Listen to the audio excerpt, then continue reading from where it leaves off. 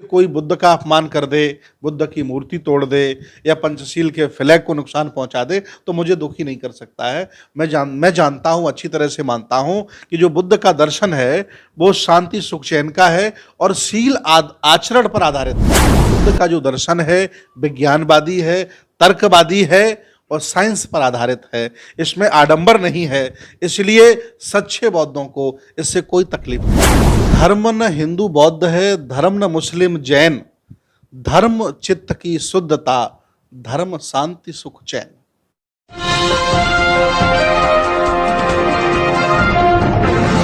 साथियों नमस्कार, मैं हूं नीरज पटेल और आप देख रहे हैं नेशनल जनमत। धर्म और नफरत के नाम पर पागल हो चुके हैवानों की नाजुक भावनाएं इतने घटिया स्तर तक आ चुकी हैं कि वो खून खराबा, हत्या और मारकाट भी करने पर उतारू हो गई है।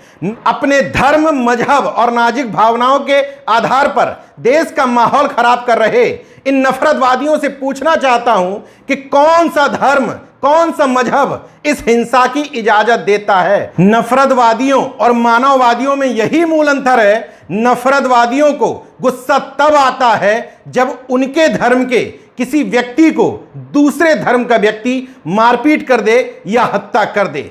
मानववादियों को दोनों ही प्रकरणों में गुस्सा आता है। राजस्थान के उदयपुर में मजहब यानी कि इस्लाम के नाम पर दो मुस्लिमों द्वारा एक निर्दोष दर्जी की हत्या कर देने का विरोध नफरतवादी कर रहे हैं, मानववादी भी कर रहे हैं। लेकिन दूसरी तरफ मध्य प्रदेश के नीमच में भंवरलाल जैन नाम के एक बुजुर्ग शख्स की हत्या एक भारतीय जनता पार्टी का नेता पीट पीट करके सिर्फ इसलिए कर देता है कि भंवरलाल जैन मानसिक रूप से कमजोर थे। जब उसने उनका नाम पूछा तो उनके मुंह से किसी भी वजह से मोहम्मद निकल गया। बस इतना सुनते ही बीजेपी नेता ने पीट पीट करके निर्मम तरीके से भंवरलाल जैन नाम के शख्स की हत्या कर दी। मानववादियों की नजर में यह भी हैवानियत है, मगर नफरतवादियों की नजर में नहीं है।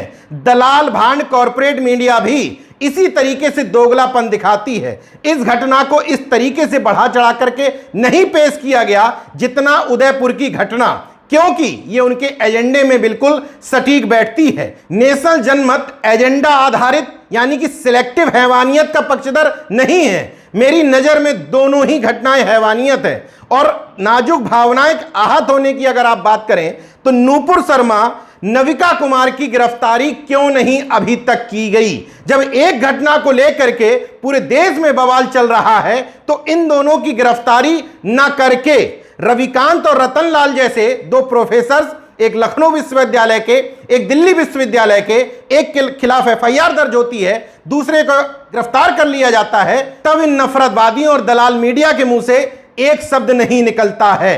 हैवानियत तो हैवानियत है, उसको जस्टिफाई नहीं किया जा सकता, मगर यह सवाल पूछना जरूरी है कि देश में इस नफरत का जिम्मेदार कौन?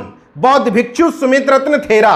हालांकि यह इंटरव्यू इस घटना से पहले का है, लेकिन देश में जो यह माहौल है, जरा सी बातों पर नाजुक भावनाएं आहत हो जाती हैं दोनों ही पक्षों के नफरतवादियों की। ऐसे नफरतवादियों और हैवानों के मुंह पर उनका इंटरव्यू जोरदार तमाचा है, जिसमें पूछा गया है कि बौद्ध धर्म से जुड़े हुए प्रतीक चिन्हों को, बुद्ध की प्रतिमा को अगर कोई आपके सामने तोड़ करके गटर में फेंक दे तो क्या आपकी ये नाजुक भावनाएं आहत होंगी या नहीं? नफरतवादियों, जरा गौर से पूरा इंटरव्यू सुन लो।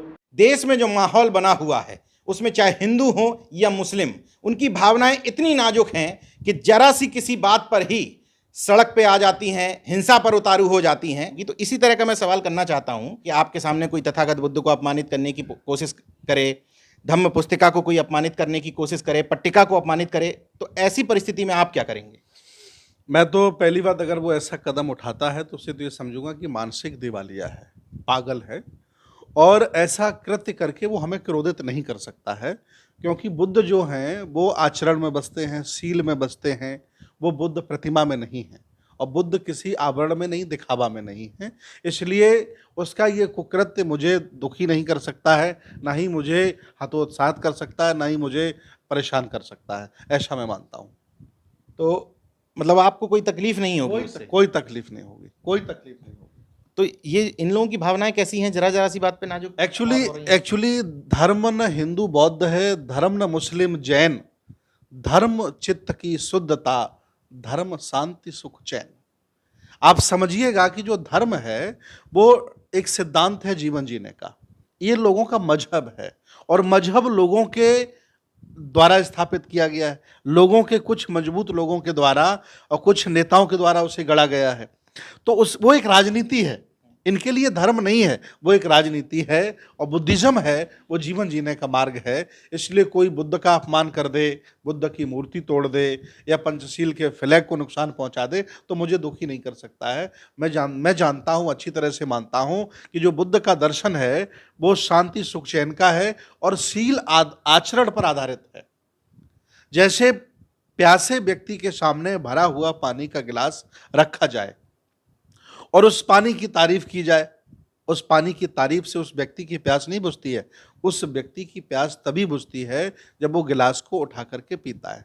तो बुद्ध का जो दर्शन है विज्ञानवादी है, तर्कवादी है और साइंस पर आधारित है, इसमें आडंबर नहीं है, इसलिए सच्चे बौद्धों को इससे कोई तकलीफ नहीं होती है। मतलब जो सांकेतिक प्रतीक हैं उनमें धम्म नहीं बसता आपके साथ। सांकेतिक प्रतीक में सिर्फ ये प्रचार प्रसार का माध्यम है। घर में बुद्ध की प्रतिमा है, पंचशील का झंडा एक वो है, लेकिन अगर कोई इसे डिस्ट्रॉय करता है, तोड़ता है, तो मुझे नहीं लगता है कि सच्चे बौद्ध को उसमें गुस्सा करना चाहिए या बहुत ज़्यादा दुखी होना चाहिए, चिंतित होना चाहिए, क्योंकि बुद्ध का धम्म है ना, वो विज्ञान है। बुद्ध का धम्म है वो आचरण में है, सील में है, सदाचार में है, व्यवहार में है, इसलिए इससे कोई फर्क नहीं पड़ता। तो इसका मतलब बुद्ध को पूजने को, बुद्ध को तमाम लोग खीर रख देते हैं सामने, इन सबको भी आप गलत मानते होंगे? देखिए, भगवान बुद्ध का दर्शन बहुत ही विज्ञानवादी था, तर्कवादी था, जिसे इतिहास में हीनयान कहा जाता है। जब यहाँ अतिक्रमण हुआ ब्राह्मणों का, तो उन ब्राह्मणों ने आज वर्तमान में जो एससी ओबीसी हैं, जैसे साक्या हैं, श्रीवास्तवा हैं, नंद परिवार के लोग हैं, उपाली नाई हैं, जब इन लोगों का नेतृत्व स्वीकार नहीं किया तो इन ब्राह्मणों ने पाली भाषा में लिखे गए दर्शन को संस्कृत में अपने हिसाब से लिखा और अपने आप को श्रेष्ठ बना करके महायान बनाया। और महायान में ऊंच नीच, जातिवाद, छुआछूत, पाखंड, ईश्वर, आत्मा, परमात्मा डाल लिया। भगवान बुद्ध के दर्शन को तोड़ने का प्रयास किया। इसके बाद जब तिब्बती आए तो इनका भी मन नहीं भरा, इन्होंने फिर कई देवी देवता बनाए, कई सिरके बुद्ध बनाए और दंड बैठक लगा करके बुद्ध को प्रसन्न करने का माध्यम बनाया। इन्होंने भी वज्रयान, तंत्रयान बना लिया, कई यान बने, लेकिन असली जो बुद्धिज्म है वो नैतिकता पर आधारित है, वह सदाचार पर आधारित है और वह शीलों पर आधारित है। इसलिए बाहरी आडंबर व्यक्ति को व्यथित नहीं कर सकते। तो इसका मतलब जो लोग इस तरह की चीजें कर रहे हैं वो बुद्ध को समझे हैं ना धम्म को समझे हैं। न उन्होंने बुद्धिज्म भी नहीं समझा और धम्म भी नहीं समझा है। देखिए, अगर बुद्ध पूजा की वस्तु होते तो हमारे महापुरुष बुद्ध विहार बनवाते, पूजा के स्थल बनवाते। ज्योतिबा राव फुले ने अपने जीवन में एक भी पूजा के स्थल नहीं बनवाया, उन्होंने जीवन भर विद्यालय बनवाए। डॉक्टर बाबा साहब अंबेडकर ने जीवन में एक भी बुद्ध विहार नहीं बनवाया, उन्होंने शिक्षा के स्थान बनवाए। बुद्ध शिक्षा में बसते हैं, बुद्ध ज्ञान में बसते हैं, बुद्ध जीवन की कला है, बुद्ध मूर्ति में नहीं है। मूर्ति तो बहुत दिनों के बाद सम्राट कनिष्क ने बुद्ध के जो 32 लक्षण हैं उनके आधार पर मूर्ति गढ़ी गई, ये तो इतिहास बताता है। इसलिए बुद्ध ऐसे थे ये कोई नहीं कह सकता, अनुमानित फिगर है कि बुद्ध ऐसे थे, प्रामाणिक नहीं है।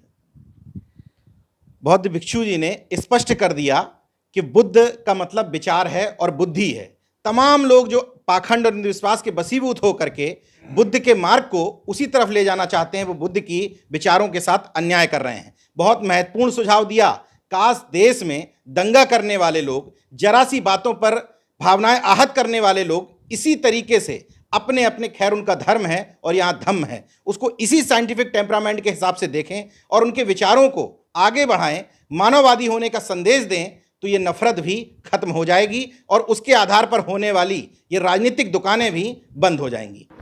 बौद्ध भिक्षु को गौर से सुन लो और समझ लो कि तुम्हारा धर्म और मजहब किसी किताब में, किसी मूर्ति में, किसी प्रतीक चिन्हों में नहीं है, बल्कि तुम्हारे धर्म के गुरुओं के द्वारा दिए गए उपदेशों में है। जो भगवान को मानता है, जो अल्लाह को मानता है, प्रॉफिट मोहम्मद को मानता है, मूर्तियों में अपना भगवान खोजता है, वो एक तरफ ये भी ज्ञान देता है कि हमारा धर्म और मजहब हिंसा नहीं सिखाता, शांति से रहने की बात करता है, मगर दूसरी तरफ उसी धर्म और मजहब के नाम पर हिंसा भी फैलाता है। ऐसे मूर्खों से कहना चाहता हूं कि जब आपका खुदा या भगवान इतना सर्वशक्तिमान है तो ऐसे मूर्खों को जिन्होंने उनके खिलाफ कुछ गलत बोला है वो ही सजा देने के लिए पर्याप्त हैं। कम से कम तुम देश का माहौल खराब मत करो। इस देश के लोग अमन, चैन और सुकून से रहना चाहते हैं, इसलिए अपनी राजनीतिक दुकानें बंद करो।